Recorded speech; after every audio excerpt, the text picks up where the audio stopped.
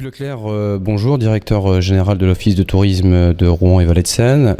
Vous venez de dévoiler le programme 2014 des activités loisirs et culturelles. Plus de 300, elles sont nombreuses. J'ai choisi de revenir sur 3 activités phares qui sont donc la découverte de la cathédrale Notre-Dame de Rouen. Et nous allons pouvoir proposer aux Rouennais une visite de la cathédrale. Alors vous allez me dire, mais enfin, la visite de la cathédrale, ils peuvent la voir tous les jours. Oui, mais nous allons faire visiter dans cette cathédrale des endroits qui ne sont jamais visités. Tout l'insolite de la cathédrale.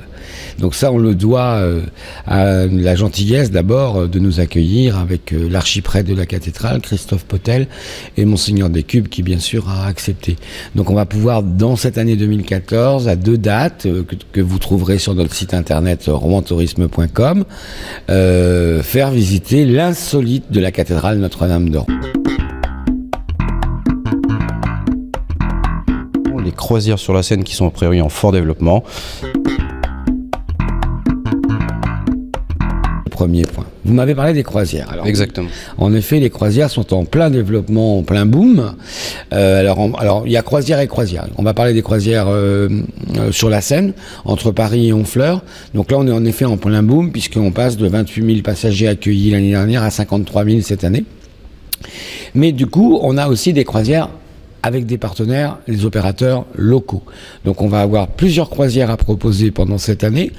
Là, alors on aura une croisière tous les mercredis et tous les samedis d'avril à fin octobre, de la visite technique du port, qui plaît énormément parce que les gens découvrent l'activité économique du grand port de Rouen, qui est quand même premier port européen en termes de céréales, ce qui est quand même pas neutre du tout. On va avoir ensuite des visites croisières qui vont aller vers la Bouille, avec le Lutèce, et des visites croisières qui vont aller plutôt vers Elbeuf avec l'Escapade. On aura également des dîners croisières, des déjeuners croisières à bord de l'Escapade, qui est un bateau-restaurant, et on aura avec le Lutèce des goûters croisières. Donc vous voyez, on va pouvoir faire plaisir à tout le monde. Et enfin, donc le week-end saveurs et couleurs culinaires. Alors, dans le cadre de l'inscription de la gastronomie française au patrimoine virtuel de l'UNESCO, qui remonte maintenant à 3 ans, nous organisons à l'automne, donc au début de l'automne, le week-end du 28 et 29 septembre pour cette année en tout cas, un grand week-end saveurs et couleurs culinaires qui aura lieu ici dans l'atelier de Claude Monet, mais également dans la cour de l'Office du tourisme, et on envahira un peu la place de la cathédrale, et qui sera l'ouverture d'un nouvel événement lié à la gastronomie, qui trouvera sa clôture, cet événement dont on reparlera un peu plus tard, si vous voulez bien, dans la saison, qui trouvera son apothéose avec les fêtes du ventre et de la gastronomie, donc fin octobre. Avez-vous des objectifs en termes de réception de visiteurs et pourriez-vous nous donner quelques chiffres éventuellement sur les retombées économiques ? Alors nous sommes en train, alors on a un objectif, oui, le président donc nous demande en 2020 d'accueillir plus de 4 millions de visiteurs. Donc pour ça il faut mesurer déjà ce qu'on a. Donc nous avons un objectif aussi prochain qui aura lieu, qui va débuter fin mai, début juin, d'une étude justement du poids du tourisme sur l'ensemble du territoire de la Créa, de voir ce que ça représente, ce que ça pèse économiquement, quelle typologie de clientèle on a, et donc ensuite pour nous vers quelle typologie de clientèle nouvelle nous devons aller, nous devons aborder des nouveaux marchés ou des nouvelles filières.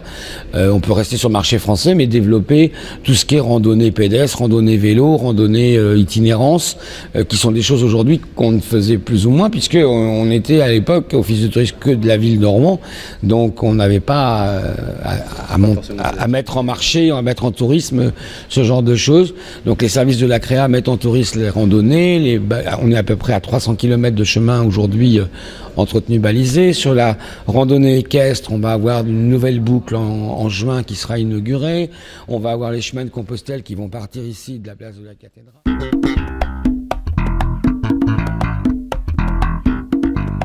Puisque vous proposez des ateliers pâtisserie, parlez-nous-en.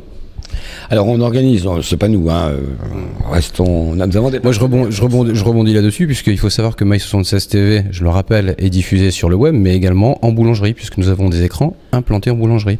Donc c'est pour ça que je reviens sur la pâtisserie. Alors un vrai partenariat commun, puisque nous avons un partenariat avec l'INPB, donc l'Institut National de la Boulangerie-Pâtisserie, et c'est avec eux qu'on peut proposer ainsi aux populations locales et aux touristes des ateliers spécifiques, thématiques sur la boulangerie, enfin, en fonction des périodes de l'année où la galette du roi arrive, la bûche, le Saint-Honoré, je ne sais pas si on en mange encore, si on doit en manger encore quand même, etc., quoi, voilà.